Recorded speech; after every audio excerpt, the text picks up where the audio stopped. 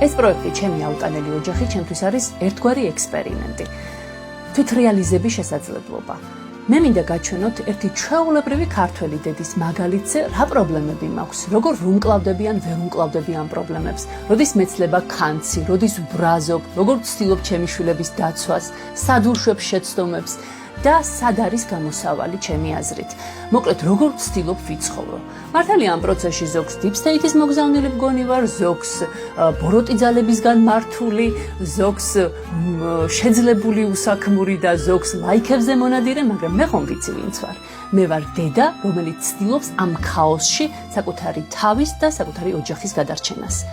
და ბოლოს ძალიან გთხოვთ, ნუ მომწერთ, რომ თუ საქართველო არ მომწონს, შემიძლია ევროპაში წავიდე. ესპანეთი შესანიშნავია, მაგრამ ჩემი სამშობლო არ არის. და სწორედ ამიტომ მინდა ევროპა და მისი სიკეთეები აქ, ჩემს ქვეყანაში. ამიტომ ვცდილობ, ვშრომობ, ვწვალობ და ვრჩები აქ, რომ მგონია, რომ ჩემი შვილები ყველაზე ბედნიერები საკუთარ სამშობლოში იქნებიან, რომ რაღაცის შეცვლა ჯერ კიდევ შესაძლებელია. ამიტომ იპოლიტე ხვიჩია ცნობილი პერსონაჟის არ იყოს. კიდეც ვიბრძოლებ, კიდეც ვიშრომებ, კიდეც ვიწვალებ, კიდეც ვიწუწუნებ.